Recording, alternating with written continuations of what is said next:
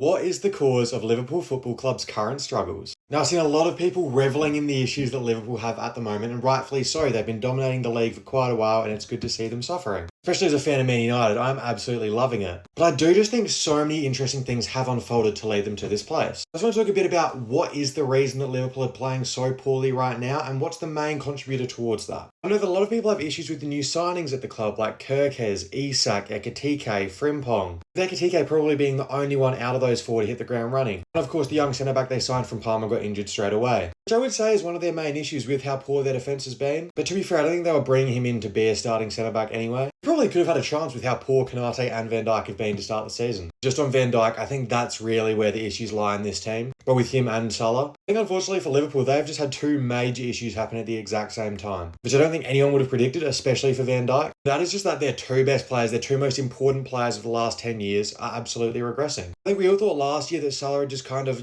stopped playing well in the league because they already had it wrapped up. But he is clearly done. His legs have gone. And Van Dijk looks an absolute shadow of himself. I keep seeing Van Dijk fail comps and people are like, oh my gosh, people are finally seeing how bad Van Dijk is or how overrated he is. And I'm like, this isn't the player he's always been. You can't just take a player when they're old and be like, that's what they were like their whole career. He is showing clear signs of regressing. This isn't just about Liverpool. If the legs of your two best, most influential players over the last 10 years go at the same time, any club's going to struggle. As in the two most important positions, you've got your main outlet, your greatest ever goal scorer and your greatest ever defender. The whole foundation your team is built on, completely gone. And there's also the manager issue. Did Arne Slot win the Premier League, or did he just win it off Jurgen Klopp's team? Because I do just think it's strange that you can have a team that you bring no signings into win the league, and then when you have your financial impact on the team, it goes horribly. I understand that players need time to gel, and you tend to not really get that at the big clubs, unfortunately. And you're probably being given more time because you won the Premier League, or you would probably already be gone. But also, if it ain't broke, don't fix it. Obviously, clubs can sign a lot of players and do well, like Sunderland this season. They're playing amazing. But they're kind of forced to sign players because when you come up to the Premier League, the Championship players aren't good enough to adapt to that, at least not on their own. But when you win like that, you just make a couple signings. You sign a centre-back, you sign a striker. You don't change half the team. They definitely didn't need two strikers. They should have just picked one of them. And they definitely should have signed Gahey. That should have been number one priority. But they went for stars, and that wasn't what they needed, and that wasn't what Liverpool have done. I even saw Jurgen Klopp talking about it. He wanted to build a foundation. He wanted to build a project at Liverpool. And that's what he did, but some of his project players are coming to their end now. So you need to replace those players with similar types of players, not just stars. Even the stars they signed weren't to replace their positions. I think it's still very early, and Arne Slot can undoubtedly turn things around, but I genuinely believe Liverpool are about to enter a rebuild period. And with how easily managers get sacked nowadays, I doubt Arne Slot's going to be a part of it. Unfortunately for the next Liverpool manager and their fans, I don't think FSG are going to spend this much money again. They've been so reluctant to for so long, and now look what happens when they do. They've got the excuse forever.